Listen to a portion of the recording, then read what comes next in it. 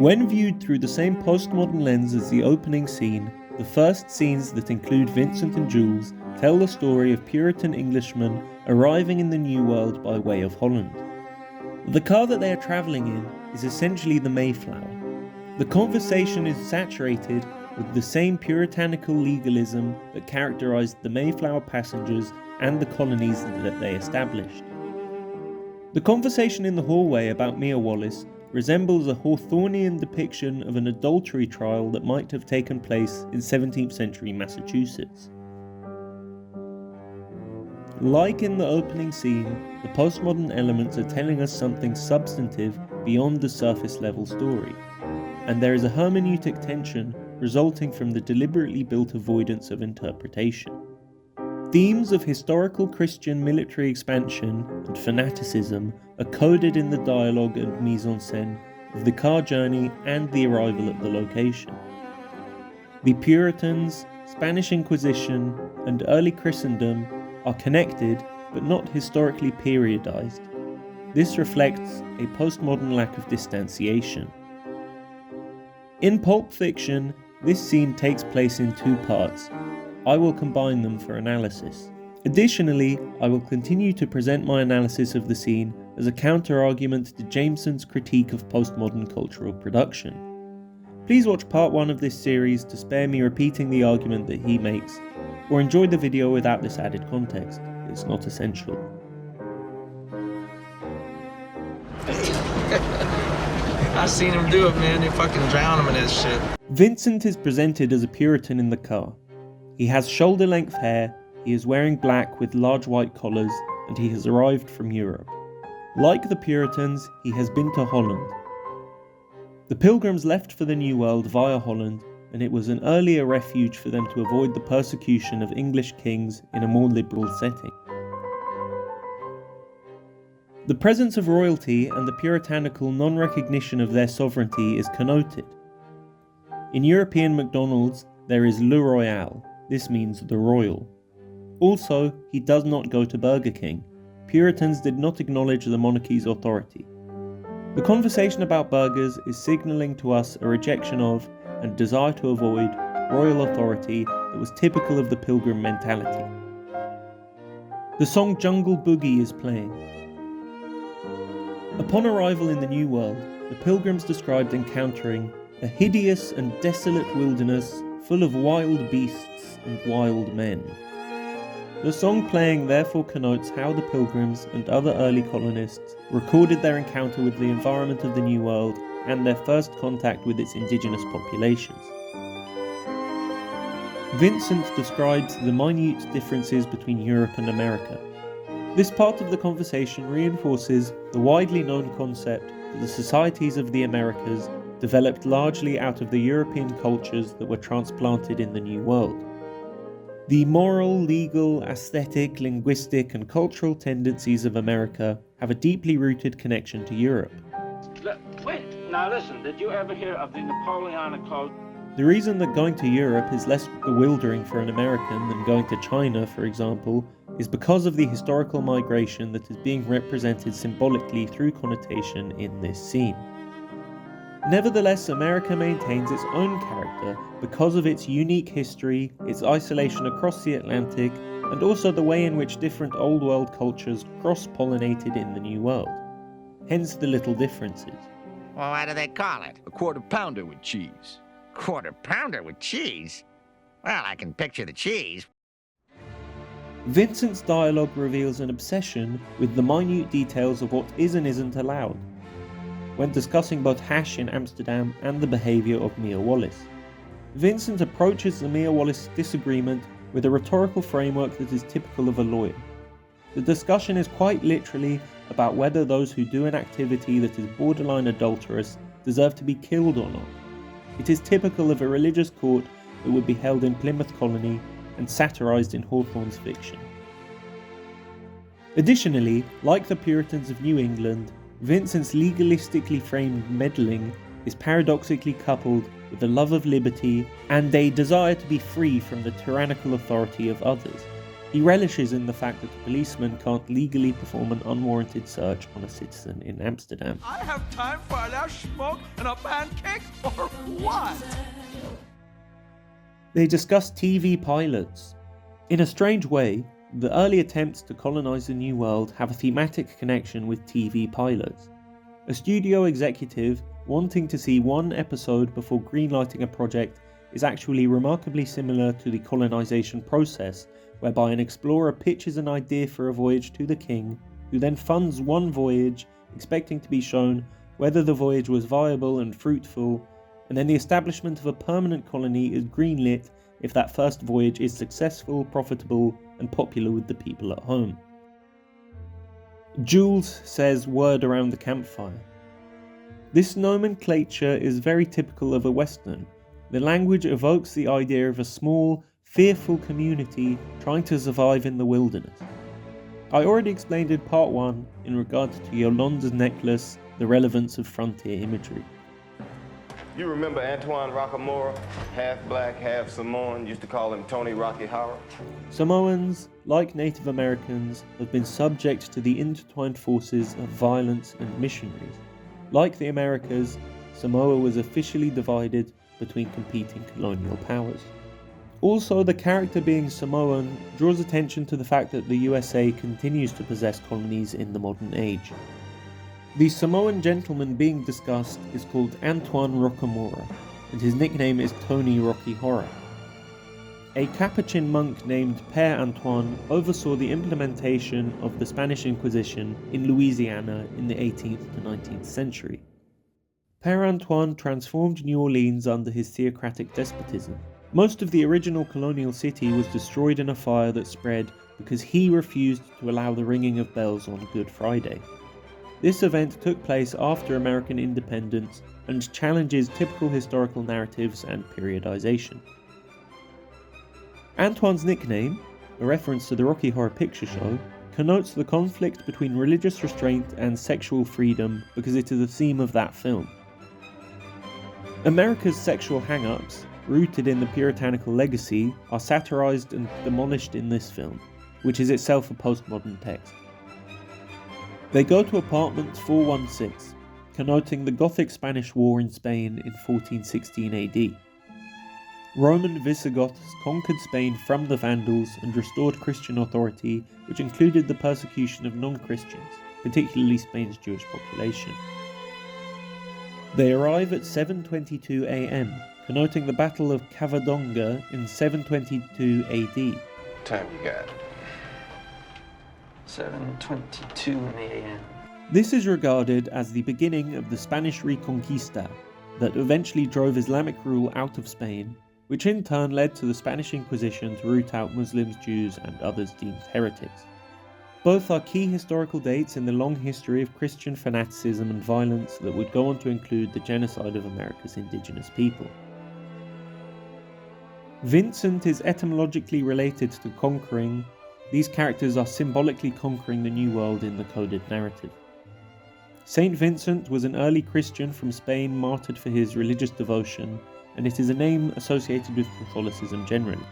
Inca Garcilaso de la Vega was one of the earliest chroniclers of the newly discovered Americas, including the first Spanish exploration of what would become the USA.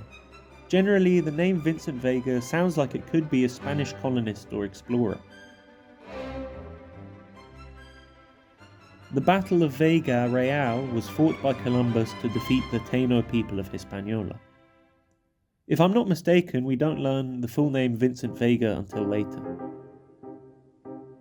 The following examples connect the USA in the era of global hegemony to this primordial history of violence. I'm fucking going. No, baby, you dig it the most. The reason that Jules would dig Amsterdam's liberal hash policy the most is because it is in contrast to America's racialized war on drugs, which has its roots both in a history of racialized violence and in Puritanism. By saying that Europe is different because you can buy a glass of beer at the cinema, it is implied that the films themselves are the same. By omission, Vince is alluding to the cultural influence of America on Europe, which is itself connected to American military domination. We can speculate that Tarantino is characterizing this cultural influence as a missionary process based on the other elements of the scene.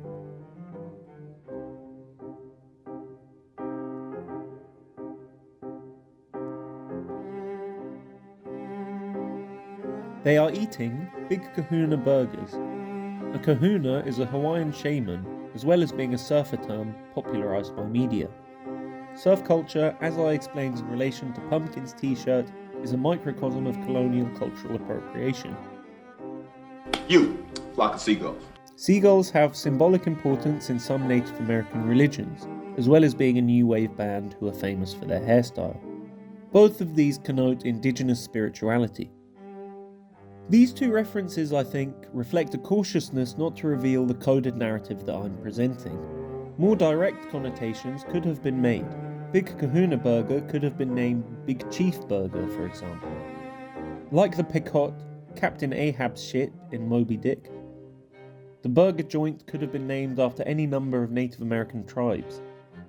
Evoking Hawaii's indigenous culture rather than that of the continental United States demonstrates a deliberate veiling of the covert narrative. These two references to America's indigenous religions both have a postmodern quality. Both examples represent a juxtaposition of high and low culture, the long-standing mythology and religious practices of an annihilated people on the one hand, compared to the passing fads of Western commercial culture like the surfer or the 1980s ascetics on the other. The burger guys express their best intentions directly and share their food. We got into this thing with the best intentions, really. This parallels the first interactions between early colonists and the native peoples that they encountered upon arrival. In Pulp Fiction, the characters connoting Native Americans are generous and the characters connoting Europeans exploit this. This aspect of indigenous society was commented on by Columbus himself and people like John Locke and other commenters on the colonization of the New World at the time. There is microbial exchange taking place. They exchange germs by sharing a straw. At Jackrabbit Slim's, the possibility of spreading germs in this manner is acknowledged with the $5 shake. You can use my straw, I don't have cooties. Yeah, but maybe I do. The exchange of germs during the encounter of Old and New World was one of the features of the historical moment being signalled to in this scene. Jared Diamond historicises this phenomenon in depth in his book Guns, Germs and Steel. There is a language barrier. Brett's failure to communicate in this moment, because he is scared, is typical of the inability to communicate that would have characterised this meeting of distant cultures. They speak English and what? What? English, motherfucker! Do you speak it? Vincent is smoking tobacco. Tobacco was a product adopted by early colonists and introduced to Europeans during the Columbian exchange. The timing of him smoking appears to be in coordination with the beats of the scene, which is unnatural enough to suggest that smoking has some form of intention behind it. The other elements of the scene allow for this interpretation. I do not suggest that every character smoking in every film is intended to connote the early colonists of the New World. The code to unlock the briefcase is 666, which of course connotes the devil. A theme in Irving's work, who I mentioned in part 1, is the trope of legendary buried treasure that is associated with Native American genocide, the devil himself, and the presence of African Americans. And that treasure is shrouded in the superstitions of both colonists and the indigenous people. Often the treasure in these stories was buried by actually existing buccaneers like Captain Kidd. In The Adventure of the Black Fisherman, and more directly in Devil and Tom Walker, the fortunes of the actually existing, early established families of the American colonies is in turn associated with the aforementioned cursed treasure. The scene in Pulp Fiction has a black witness to the treasure, Marvin. Like Sam in The Adventure of the Black Fisherman, or like the devil in Tom Walker's story, who appears as a black man. You've got Grandpa Irvin sitting behind the counter with a fucking Magnum in his hand. Grandpa Irvin. The acquisition of the briefcase is surrounded by cultural coding that connotes Native Americans and their religions. In The Devil and Tom Walker, the treasure is buried by an old Indian fort where evil spirits were invoked in the indigenous people's rituals. The code 666 represents how, like in Tom Walker's story, the devil presides over the treasure, which itself symbolically represents the notion that America's wealth is cursed because of its intrinsic link to slavery and the genocide of Native Americans. There is a General Electric fridge.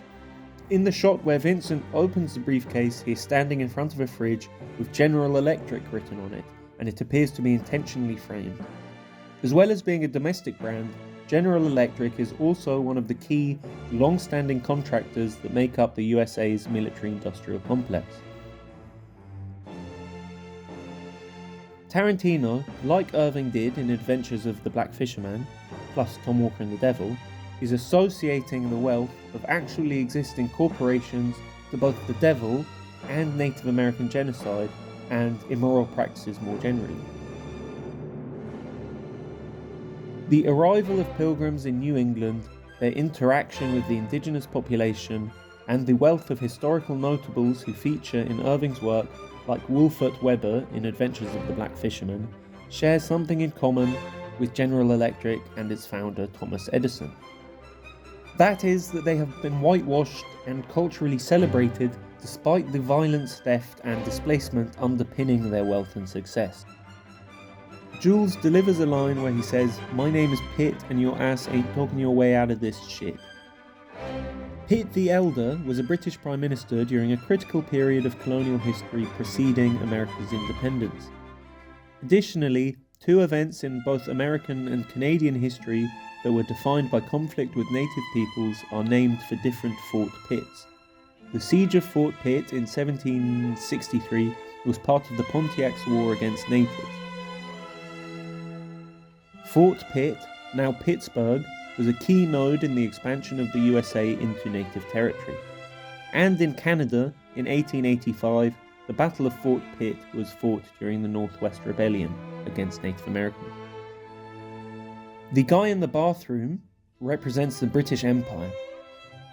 He is wearing pink, the colour of the British Empire, and his gun is described as a cannon. Did you forget that someone was in there with a goddamn hand cannon? Which historically situates the covert narrative in the warfare of the appropriate period. He misses every shot. In the American popular imagination, the British Army was characterised as being totally incompetent during the Independence Wars. The contradictory responses that Vincent and Jules both have to surviving the surprise attack conforms to a divergence in thought in the late period of the 13 colonies that fractured the Puritan legal, moral and philosophical stranglehold and paved the way for the American Revolution and independence from Britain. Vincent is advancing the rationalist case of the American Enlightenment. He rejects the miraculous explanation for the pair surviving the ambush unscathed. In the fervor that followed this intellectual movement, the face of New England would change tremendously.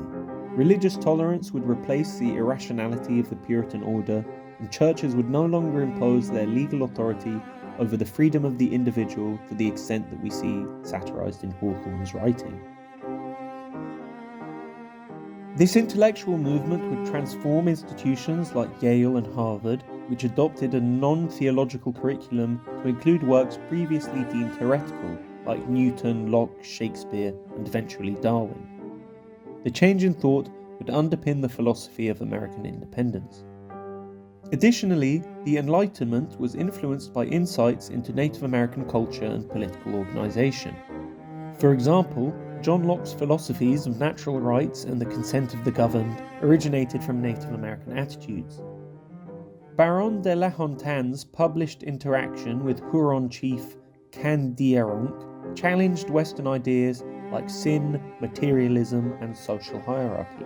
Vincent, before he turns around to confront the obscurantism, authoritarianism, and irrationality of Jules, is facing Marvin, who is the last surviving character to represent a Native American. The puzzled look on Marvin's face and Vincent's reaction to it parallel the native critique of European society that then shaped the Enlightenment critique of European society. Jules represents the counterpart to this intellectual movement. He represents the religious fervor that would sweep the American frontier in this period, partly as a reaction to the Enlightenment values of the coastal elites.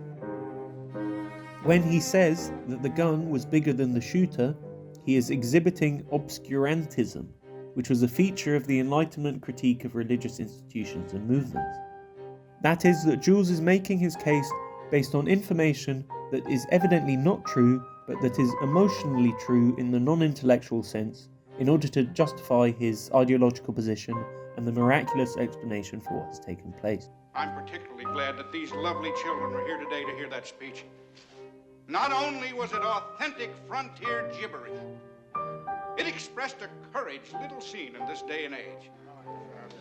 Jules's point of view, that the bullets missed them because of direct intervention from God, is typical of the supernaturalist perspective of the religious movements that come under the umbrella of the Second Great Awakening. Additionally, Jules is adamant that his miraculous interpretation of the event must be accepted. This is indicative of the authoritarianism that characterizes this current of American theology, and that can be witnessed much later in things like the temperance movements for alcohol prohibition, for example. A line that is in the script, but not in the film, connotes the idea of a breakdown in religious consensus. In the script, Vincent says 357, referring to a model of Magnum handgun. In 357 AD, the Third Council of Cimmerium took place. Pope Liberius signed documents that ended the Nicene Creed, and therefore created a rift similar to the one in American history that is being connoted in this part of the scene. However, the parallels become muddled when investigated too closely, and perhaps this is why the line did not make it into the film. The final detail that I will draw attention to is that there is a two-headed lamp on the wall. One has a light bulb, the other does not. The expression old light versus new light denotes the conflict that took place in Protestant thought that is being acted out in this scene. So what is this scene telling us? In the surface level narrative of Pulp Fiction, situating this theological conflict in the lingering gunsmoke of these murders is amusing in of itself. However, the cultural coding in the scene is reminding us that this intellectual schism did indeed take place in the metaphorical gunsmoke of the genocide of the Native Americans. In the process, the scene is commenting on the hypocrisy of America's philosophical and religious ideologies and the discourse surrounding them. The covert narrative of the scene is telling us that the institutions of American thought have as much of a right to comment on the big questions as two gangsters who have just committed a murder in cold blood do. Whether from the zealous pulpit of the frontier church or from the printing press of the elite universities of New England, American thought cannot escape the shadow of the cold-blooded murder of the native population.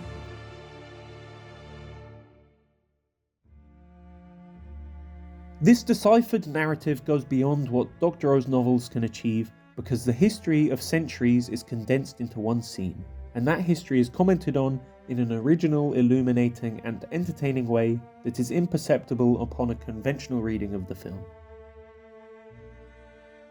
Postmodernist aesthetic principles are not simply used to present a pastiche of history, typified by the music video of Billy Joel's We Didn't Start the Fire, where decades pass by as a set of dead turnips. In Pulp Fiction, there is an engagement with the history that Dr. O exhibits, and that Jameson sees as something that could be lost as postmodernism grew to become a cultural dominant. The tension created by an author's knowing attempt to resist interpretation that Jameson identifies in Dr. O's work is on display here and taken to new levels. Many of the points have an alibi that suggests a more basic reason for the cultural references being made. The Flock of Seagulls character has the same haircut as the band, and Antoine's nickname, Tony Rocky Horror, sounds like his real name, Tony Rockamora. 1776. 1776. Declaration of Independence. Yeah, so easy to remember. Additionally, the interaction is presented as a black man being violent towards a white man, which inverts and therefore disguises the covert narrative that is being hermeneutically gestured towards.